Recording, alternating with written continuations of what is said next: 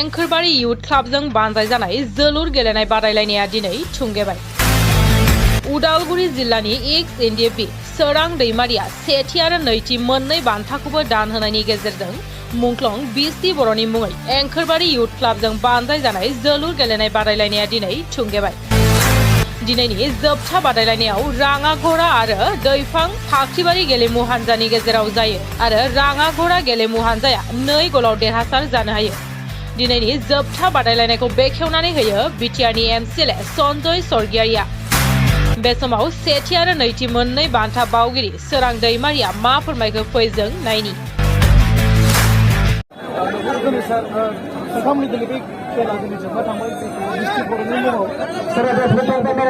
আপোনালোকে পিছত থিয় হ'লেও দেখিবলৈ পাব, গতিকে অলপ পিছত থিয় হওক। আপোনালোকে সকলোৱে সন্মুখৰ খিনি অলপ বহি দিয়ক, পিছৰ খিনি যাতে থিয় হৈ চাব পাৰে।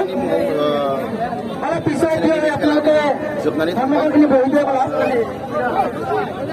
नैबेखौ मोजां मोनदों।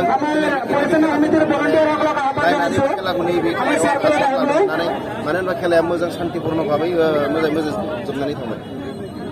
आं माने गावखौनो जोबोद गोजोननाय मोनदों। मानो होनबा नैबे जोंनि गामि ओनसोलनि माने भिक्ट'रिया गामि ओनसोलनिफ्राय सासे व्यक्ति माने गासैबो जाति जनगोष्ठीनि जौगानायखौ सिन्था खालामनानै बर' जातिनि थांनाय फैनायनि थामोनथाय रैखाथिखौ बिथा खालामनानै दिनै बिथाङा मोनसे समाव दावहायाव मोनसे जोंनि बर'नि गोलाव सम बे दावहायाव माने जिउ बाउसोमबाय। जे जिउ बाउसोमनाय व्यक्तिखौ आङो माने दिनै बेखौनो बुंनो सानदों, बिथाङा जिबायदि मुंख्लं जालांबाय बर' जातिनि थाखाय, बिथाङा माने सोरगोआव आलो गोजोनै जाहाथे जायगा मोनहैयो। आरो बेजों लोगोसे नैबे फैबाय थानाय दानि सेंग्रा जोलै इयुथफोरखौ लोंनाय जानाय सोबनाय बेफोरजों माने मुखुब जायालासेनो बयबो नैबे मुंख्लं जेखि मुंख्लङानो जाया मानो जाथिनि थाखाय मुंख्लं जानाय बिथांमोनखौ माने गोसोखांनानै बेफोरबायदि खेला दुलाखौ माने होयोब्ला मोजां जागोन। आरो बिथांमोनखौ गोसोखांनानै खामानि मावोब्ला इयुनाव माने बर' जाथि हिसाबै माने बेथ' नंगौ।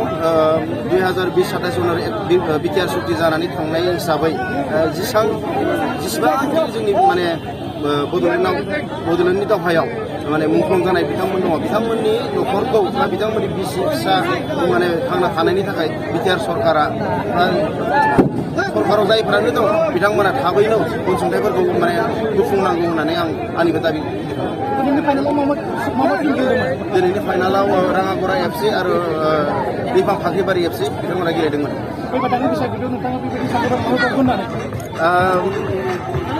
आंथ' आसा खालामदों फैबाय माने देग्लायनिफ्राय जागायनानै बोसोरफ्रोमबो नैबे खेलाया कन्टिनिउवास जालांबाय थागोन होननानै।